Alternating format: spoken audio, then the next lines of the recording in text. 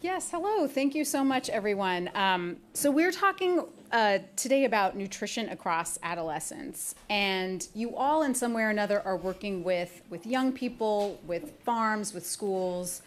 So I wanted to start out just to get, I guess, a little bit of the lay of the land. I just wonder what issues you're seeing right now across youth and farms and schools, and what you think needs to be addressed most urgently. I know this is a food panel, but kids are really depressed. Kids are anxious. Kids are stressed out.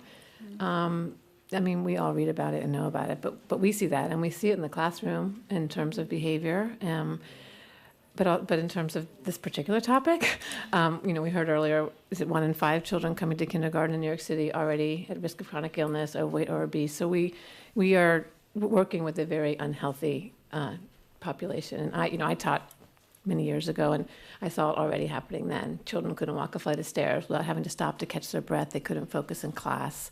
They were relying on ultra-processed foods for breakfast, lunch, and probably dinner.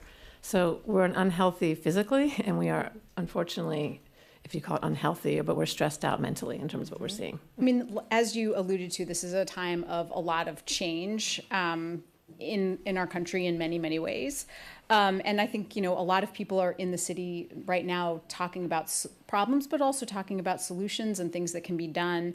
I'd love to hear from all of you about some of the things that you are doing that you're excited about, or you want to start doing, or just maybe how we can start to address some of the changes that are happening that can truly feel overwhelming sometimes. So where I see hope, it's interesting, this morning there was talk about school food programs being cut. Today they are not.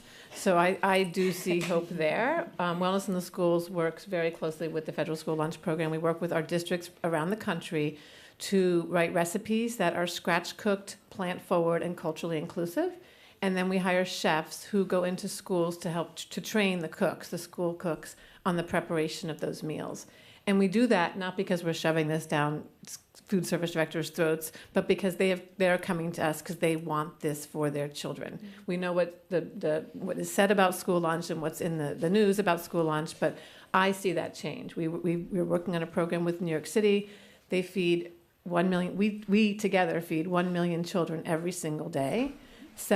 You heard this earlier, but 75% of them, their families are food insecure. They live what we call below the poverty level, as we all know those thresholds. So that meal at school is possibly their only meal. And frankly, it can be 2 and 3 meals a day. So we work very passionately and very directly with our districts to ensure that that meal is a nourishing meal. Okay. And we created over 100 recipes with chefs around the country for New York City. 40 of those recipes are on the school lunch menu.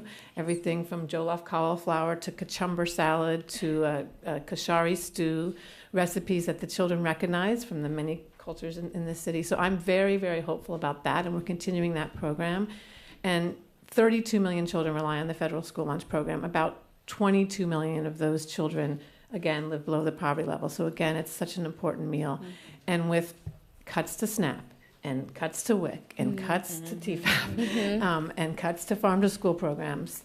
Right now, today, I'm hopeful about school meals, and I'm committed to working, tirelessly to continue to change those meals.